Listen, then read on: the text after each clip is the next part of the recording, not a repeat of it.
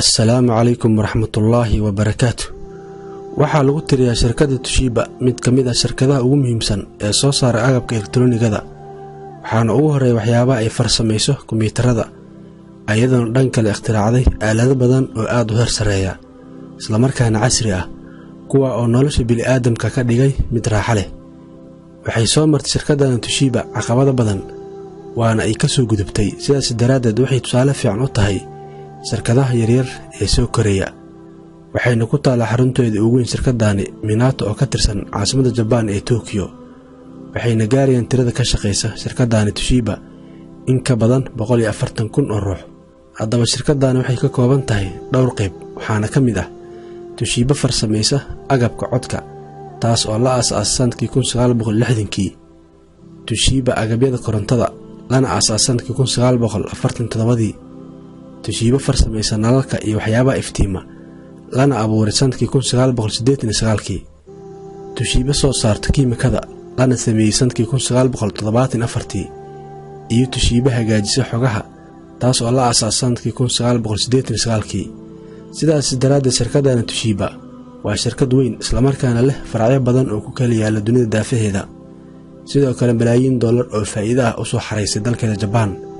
waxayna asal ahaan shirkaddan Toshiba ka dhalatay laba shirkadood oo waaweyn oo Japanese ah oo midoobay, kuwa oo ka shaqayn jiray farsamaynta agabyada korontada ku shaqeeya. midda koowaad waa shirkad Tanaka, waxaana aasaasay sanadkii 1875-tii tumaal lagu magacaabi jiray Tanaka Hibashi. wuxuuna ahaa tumaal hal abuuro ah iyo cilmibaare Japanese ah, wuxuuna ka tirsanaa dugsiga Ranjo ee lagu barto culuumta reer galbeedka. Tanaka waa shakhsi Japaneeska ku faanaan, waxayna ku naanaysan Thomas Edisonki Japan ama Karanguri Jigmon.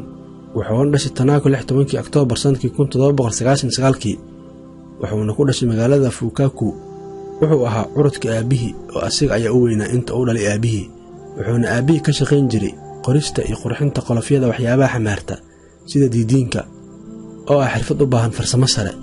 yaraantiis ayay Tanaka ka soo muuqatay awood u lahaanshaha labuurnimada iyo xirfadaha, wuxuuna asigoo 8 sano jir ah hindisay gasac lagu xafido cuntada oo leh quful siraad. sidoo kale asigoo 14 sano jir ah ayuu ikhtiraacay dunta lagu hardho kuraasta.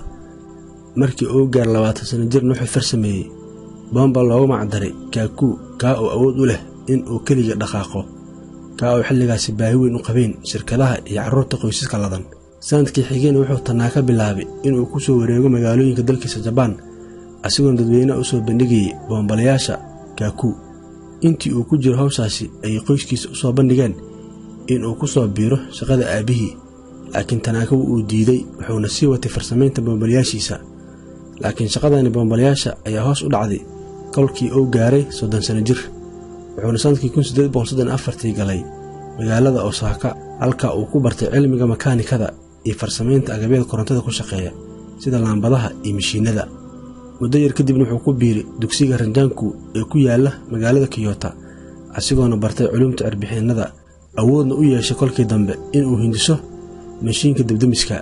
wuxuu sanadkii 1851 sameeyay saacad, taas oo aad ugu farayareystay ilaa iyo maantana xukuumadda Japan ay ilaaliso, ayadoona ku xafida goobaha lagu kaydiyo waxyaabaha taariikhiga ah ee dalka Japan. muddo yar kadibna magaalada Kyoto waxaa ka bilaabatay dhaqdhaqaaqyo lagaga soo horjeedo reer galbeedka iyo culuumta sayniska, taas oo sababtay in Tanaka iyo ikhtiraacadiisa halis galaan, aakhirkiina ku keentay inuu u guuro magaalada Saka ee ka tirsan gobolka Kyushu, halkaas uu ka helay soo dhaweyn weyn. markii uu Tanaka helay soo dhaweyntaasi, waxaa u suura gashay inuu hindiso doontii ugu horreysay ee dagaal oo ay farsameeyeen Japaneeska. inkastoo Tanaka uusan lahayn khibrad doon ah, laakiin haddana waxaa u suura gashay riyadiisii oo ahayd in uu farsameeyo doon qurux badan.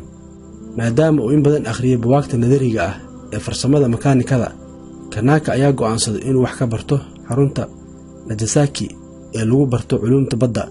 muddo yar kadibna xaruntii waa la xiray. Tanakana wuxuu ku laabtay magaaladii Saka, asigoo halkaasi ka bilaabay farsamaynta doomaha iyo tareenka, isla markaana hindisay aalado badan oo bini'aadamka maanta anfacay.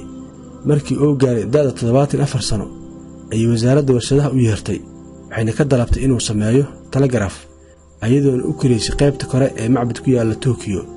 Tanaka ayaa ku guuleystay hawshii dawladdiisa ay ka dalbatay. Tanaka ayaa geeriyooday sanadkii 1881 asigoona xilka shirkadda ku wareejiyey wiilkiisa kaa oo sii hormariyay dhaxalkii aabihii.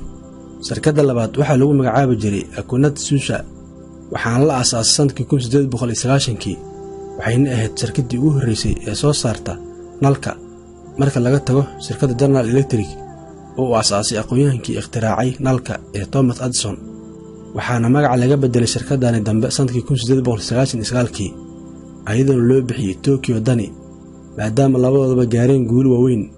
haddana waxaa munaasab noqotay in ay midoobaan sanadkii 1939kii oo ku beegnayd xilligii uu socday dagaalkii labaad ee adduunka. Jabaaneeskan ahaayeen imbaratooradii u talinaysay indhayarto idil, waxaana loo bixiyey labadii shirkadood ee midoobay magaca maanta caan ka noqday dunida ee Toshiba, kaa oo si rasmi u soo shaac baxay sanadkii 1978. waxayna sanadkii 2004 noqotay shirkadda Toshiba shirkadda koowaad ee caalamka ee dhanka elektarooniga, waxayna go'aansatay in ay joojiso farsamaynta aaladaha duugga ah ayadoona bilowday in ay soo saarto shaashado cusub oo falaad ah, waana ay ku guulaysatay. sidoo kale waxay heshay faa'iido badan.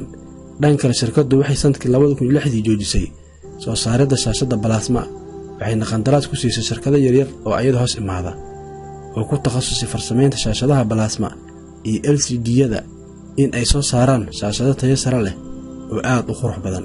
sidaas daraaddeed waxay shirkadda Toshiba inta badan ka hormartay shirkadihii tartan kula jiray, waxayna shirkadda Toshiba ugu hormartay shirkadaha kale ee teknolojiyadda ayaa ah ayadoo 5% faa'iidada soo gasha ku bixisa dhanka cilmi-baarista, horumarinta wax soo saarka, yareynta qarashaadka ku baxa waxyaabaha ay soo saarto iyo farsamaynta aalado cusub. maadaama howlaha shirkadda ku socdaan sidii loo qorsheeyey, taasi waxay sababtay in shirkadda xaqiijiso guulo mug leh oo dhan walba ah, sida soo saaridda laabtoobyo casri ah, aaladaha shucaaca ku shaqeeya ee wax lagu baaro, laambadaha noocyadooda kala duwan, iyo kombiyuutarro desktop ah oo casri ah.